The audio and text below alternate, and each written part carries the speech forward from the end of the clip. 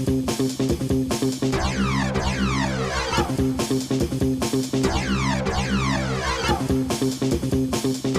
everybody, it's Johnny Two-Face here, back with another reaction video. This time I'm reacting to The Last Stand of the Sassanids, Battle of Nahavand, 642 by Kings and Generals, and this is part of the early Muslim expansion documentary. And again, if you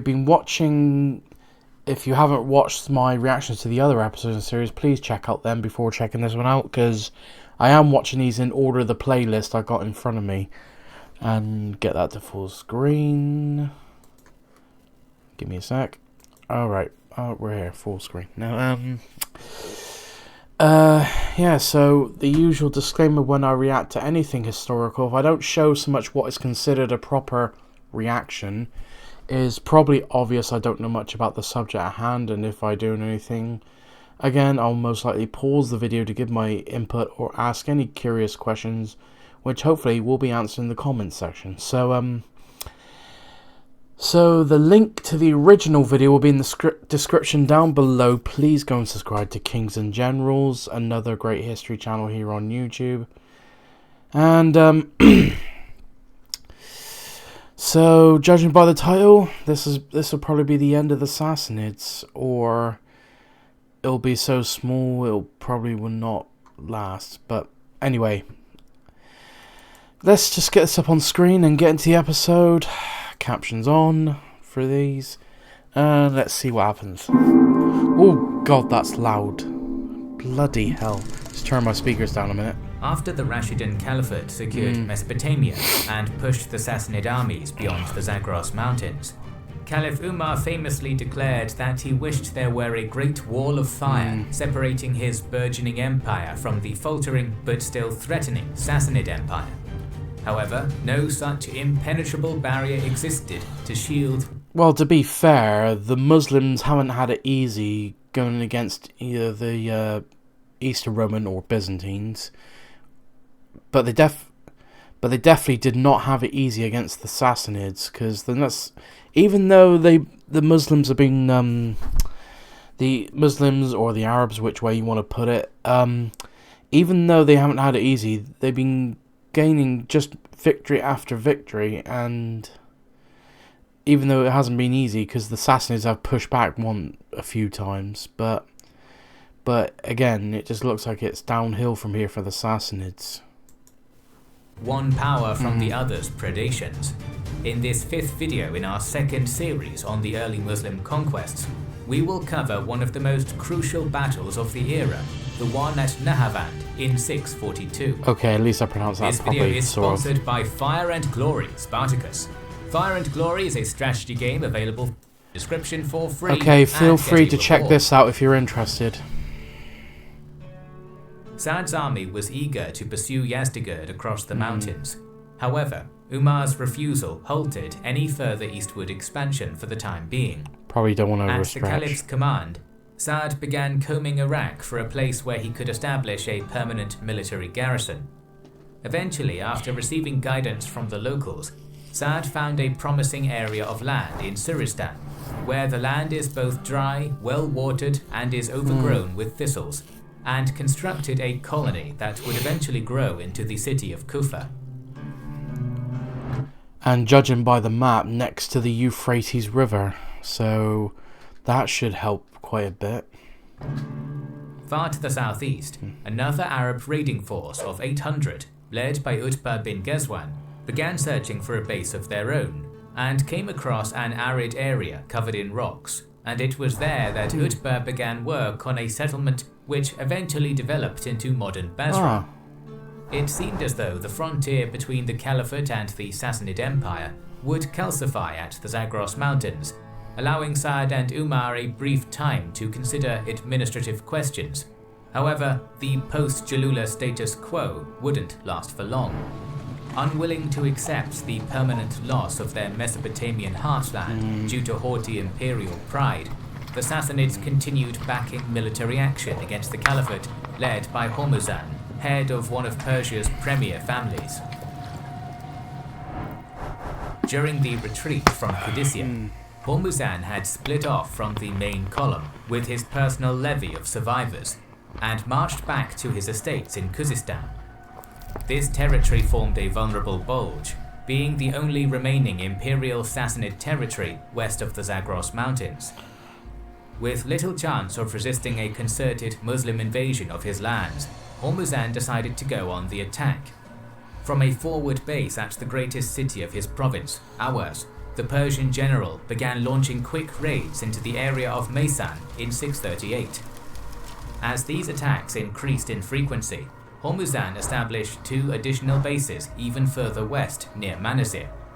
Utbah was unable to deal with the Persian attacks with his mere 800 troops and appealed to Sa'd for aid.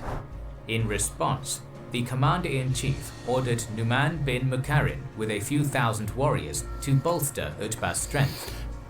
The combined Muslim force launched a lightning campaign that defeated Hormuzan's army in its forward bases and pushed the frontier east to the Karen River.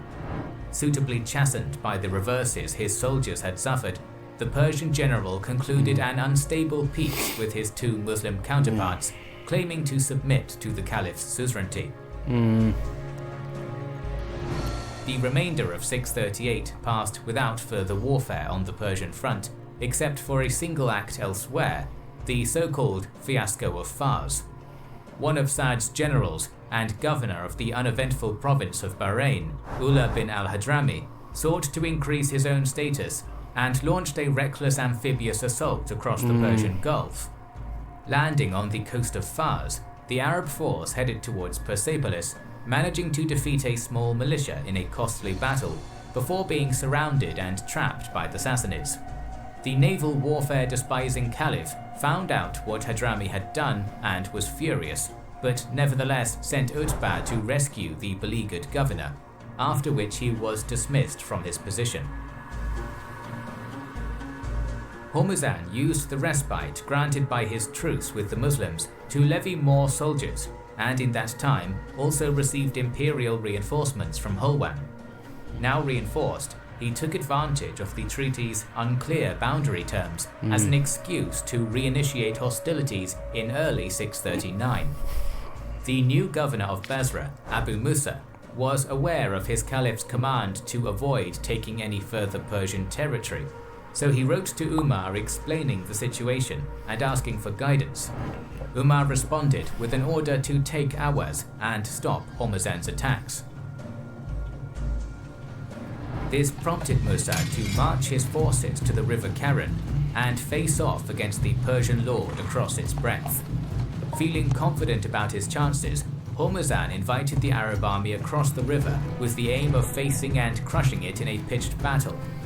Musa gladly accepted, crossing by a bridge north of the city, defeating the Sassanid provincial force in a grueling fight and forcing Hormuzan into flight to Ram Hormuz. A typically aggressive pursuit force of Arab cavalry forced the overwhelmed Persian commander to retreat even further east. From a strong position behind yet another river, Hormuzan parleyed for peace with the Muslims, offering to recognize their conquest of Awaz while retaining a remnant of his own district. Still, the Sassanid reinforcements were pouring into northern Khuzestan in such large numbers that the preparations for another military campaign could no longer be kept secret. At this point, Sa'd was replaced as governor at Kufa by Ammar bin Yasir, who sent troops to Musa to subdue the Persian threat without delay. From Awaz, Musa launched his thrust against Hormuzan's forces at Ram Hormuz, defeated them in a brisk engagement, and subsequently captured most of eastern Khuzestan. Hormuzan retreated north to the Sassanid concentration point at Shushtar, a highly fortified, walled city in the Zagros foothills. Unsure about his ability to take on such a stronghold with his current strength, Musa had 1,000 fresh warriors sent to him from Kufa. With these additional warriors, Musa advanced north, captured Shushtar and Hormuzan along with it, followed relatively quickly by the truly ancient city of Susa. Returning to Basra after this victory, Musa sent a subordinate to capture the final garrison in Khuzestan. This was Junde Shapur, who succeeded by late 641. With the seizure of this final city, all of Khuzestan and Sassanid territory west of the Zagros was now under Muslim rule. Despite the loss of Iraq, Sassanid Persia east of the Rocky Barrier was still a cohesive and powerful empire, with loyal territories as far off as India. After the fall of Khuzestan to Musa's army, Yazdegerd dispatched urgent orders to all of his remaining provinces to raise troops and send them to Nahavand, a city on the primary transportation artery west. Throughout the later part of 641, contingents from cities across Iran and beyond, such as Isfahan, Ray and Hamadan, and many others, arrived at Nahavand, until at the turn of 642, an army of around 60,000 had come together. At the same time, this fearsome force was Yazdegerd's final chance to turn the war in his favour. If he lost now, he would lose everything. A Sassanid general named Madan Shah was appointed to lead the army, who quickly warned the men that Umar is coming for you if you do not go for him. He has already destroyed the seat of your empire and plunged into the land of your emperor. Which A is Persian probably frontier true, commander really. in service to the Caliphate noticed this massive military buildup and, alarmed, sent word to Ammar bin Yasir in Kufa, who immediately forwarded the information to Umar. Addressing the people of Medina on the issue, the Caliph's pronouncement that this is the day on which the future depends left no doubt as to the importance of the upcoming clash. The ever-active Caliph declared his intention to oversee the battle, but was talked out of it by his advisors, who pointed out that this was unnecessary. A more contentious issue was the assignment of military resources. Uthman wanted the whole army of the Caliphate concentrated, but Muhammad's son-in-law, Ali ibn Abi Talib, disagreed, reminding Uthman that depriving the other frontiers would just invite the Byzantines, Ethiopians and others to retake their old provinces. Basically already said what I was probably going to say, is that thing is, if you need to concentrate most of your force there, that all of this was just going to be weakened. And even though I probably remembered this a bit wrong, but they didn't do so well against the Ethiopians, but they've had major success against the Byzantines. But at the moment they've so far kept strong borders, and even though the Byzantines controlled the Levantine Sea in the Mediterranean, because Caliph Umar does not approve of his forces going by sea. But that's mentioned in a previous video why, and I'm not going to go into detail here. But yeah, that concentrate all your forces to take out the Sassanids, which is still quite a size empire if it goes all the way to India. And it's probably not worth even weakening your western border just to deal with the east. So it's a good thing Uthman was talked out of it. Instead, he suggested the troops at Kufa, Basra, and along the Persian border form the core of a field army, supplemented by a fresh levy of raw recruits and veterans from Arabia. Umar concurred with Ali and gave command of the preemptive strike to the veteran of Qadisiyah and conqueror of Susa, Numan bin Muqarrin. Upon enthusiastically receiving the Caliph's decree, Numan assembled his troops, marched east from Kufa, and crossed the Tigris, rendezvousing with a number of other frontier units along the way. Trekking northeast from Ctesiphon along the Diyala River, the Muslims pivoted at Qasr Shirin and drove into the Zagros Mountains, eventually reaching a concentration point at Tazar in December 641. With 30,000 Muslim warriors assembled, Numan sent a scouting detachment into the Nahavand Valley to establish where exactly the Persians were. By nightfall it returned, having observed little to no sign of Sassanid activity in the rocky, uneven terrain between Tazar and the Persian base. Numan immediately seized the opportunity and decamped, marching his entire army to a small town known as Isbizahan, just 10 miles northwest of Nahavand itself and its Persian occupants. When, not long after, Madan Shah learned that the invader was closing in, he responded by bringing the entirety of his own army out of the city. In preparation for the final battle, he deployed Sassanid Persia's Great Retribution Field Force in an L-shaped hook formation, wrapped around a high terrain feature known as the Brown Ridge. While his soldiers advantageously faced down the slope, Madan Shah himself took up a position atop the heights, where the Imperial commander had a brilliant view of the entire area. This adroitly selected defensive position had multiple terrain features amplifying its strength. In front of the Sassanid line was a small stream, along the bank of which Madan Shah placed a minefield of cavalry crippling caltrops. Furthermore, his right, the short edge of the reverse L formation, was anchored on a fortified village and the 3,000-foot-high Ardashan Ridge, while the longer southeast-facing left flank was protected by a fork in the stream. Confronted by this natural fortress, and with few other options, Numan drew up his warriors along Madan Shah's entire front, just across the stream and facing up the slope. The Muslim general's brother, Nuaym, led the L's short section. Hudayfa bin al-Yaman commanded the right, and Kaka bin Amr headed the Caliphate's cavalry reserve. Numan himself was in the center. The Caliphate's deployment gave Madan Shah a potential opportunity to launch a preemptive assault at the unprepared Muslim lines. However, either due to overconfidence in his prepared fortifications, or cautious of leaving them due to the previous defeat at Jalula, the Empire's field commander remained where he was, allowing Numan to finish bringing his forces up. This inaction likely did not seem like a blunder. The Muslims were far away from their bases in Iraq, and could either smash their heads against the dangerous Persian fortifications, or wait, chew through their supplies, and retreat in deadly conditions. An hour after the Islamic noon prayer, as the sun reached its highest point in the sky, the entire Muslim army began its attack straight at Madan Shah's defensive belt.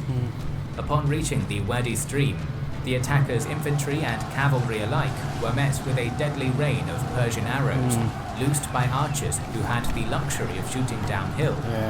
Worse still, Kaka's horsemen galloped headlong into the caltrops, leading to the maiming and immobilization of many horses. Nevertheless, Numan's men pushed on across the entire front, weakened all the way by arrow fire. Then, charging uphill, the Muslims crashed into the Sassanid ranks, and the two sides met in ferocious melee combat. A grinding clash of attrition began, with little room for flair or tactical brilliance, only numerical weight, personal prowess, strength, and discipline. On some sections of the line, perhaps those under Nuaym's command, where the slope was more gradual, the Muslims managed to temporarily push Madan Shah's soldiers back, but each time were counterattacked and shoved to their original positions by the Persians. In other areas, near Zaramin, where the slope was steepest, the Persians even managed to haul the Caliphate's forces back across the wadi, but they in turn counterattacked and fought back to where they were.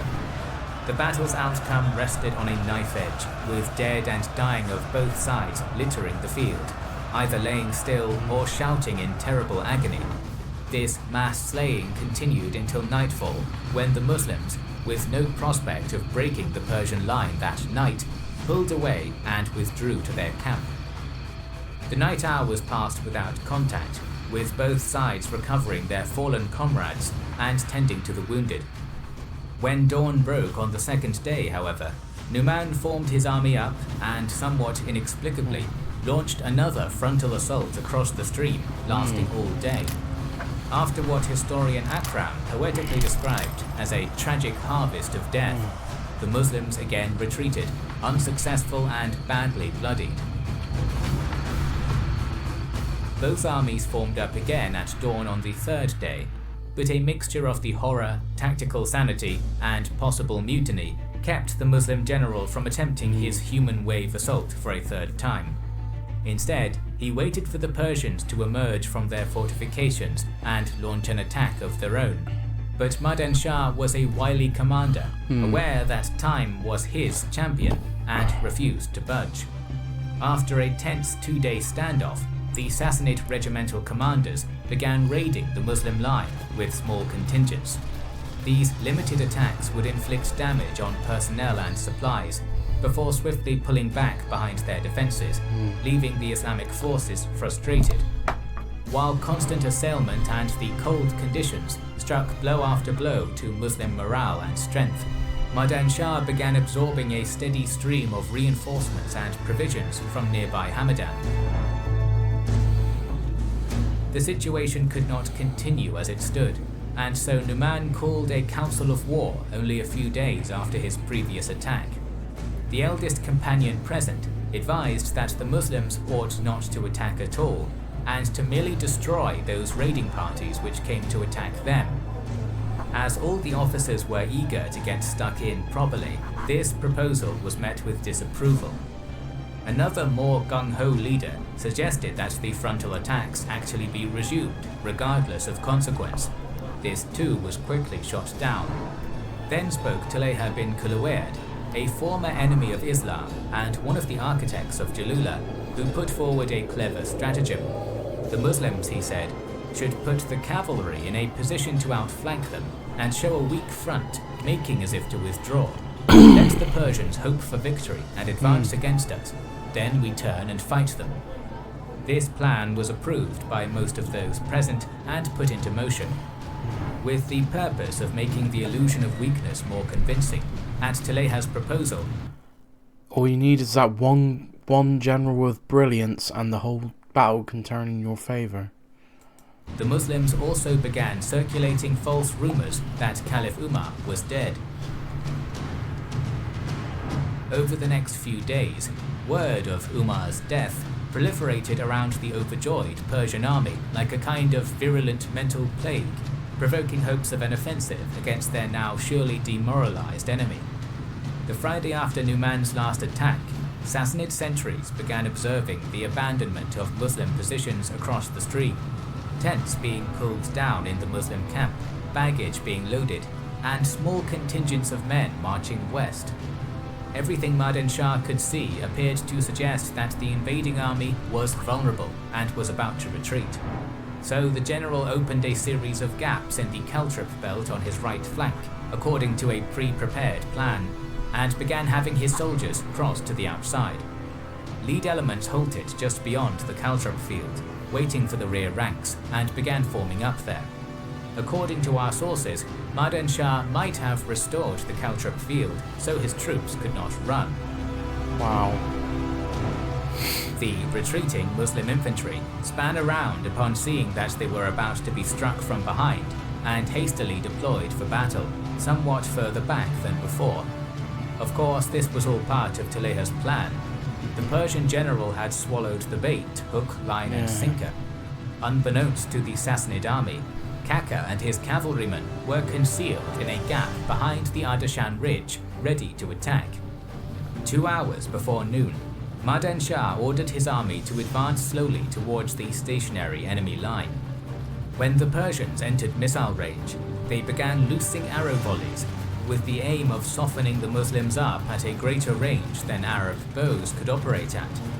Forced to defend themselves with only their shields, many of the Caliphate's warriors were chomping at the bit to close with the Sassanids and fight them in melee, but Numan, with a wider view of the strategic situation, ordered them to remain steady.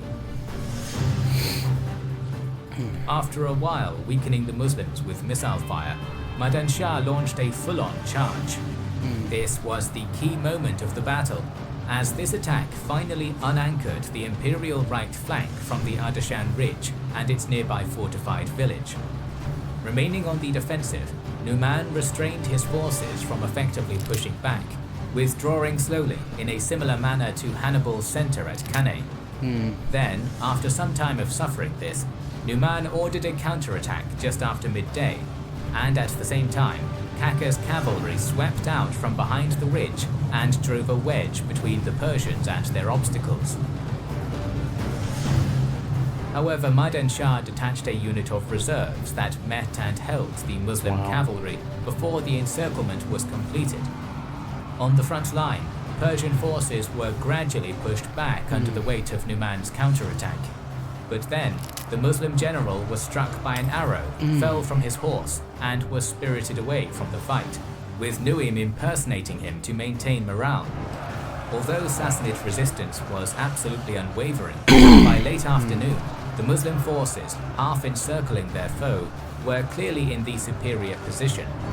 Suddenly, as the sky began to darken, the majority of Madan Shah's army collapsed and routed, able to do so because the forces opposing Kaka were still resisting. Amidst this chaos, Taleha was also slain. A relatively large number of Persian troops managed to escape the battlefield, but many, including Madan Shah, were killed by their Muslim pursuers, fell victim to the re-strengthened Caltrop belt, or were taken prisoner. Hudayfa took command of the Caliphate's army after Numan's death, and advanced the following morning, defeating the Sassanid remnant at Darazid. Part of the defeated army retreated into Nahavand itself after the second defeat, where the new imperial commander, Dinar, surrendered the city unconditionally. Nahavand was the final great battle between Islam and Persia, marking the point at which there was no longer any doubt the Sassanid Empire would fall. For this, Nahavand is known to the Muslims as the victory of victories. It would take another decade to subdue all of the far-flung Persian territories in Central Asia and Eastern Iran, but by late 644, as author Peter Crawford states, Yazdegerd III was effectively a king without a kingdom. Wow.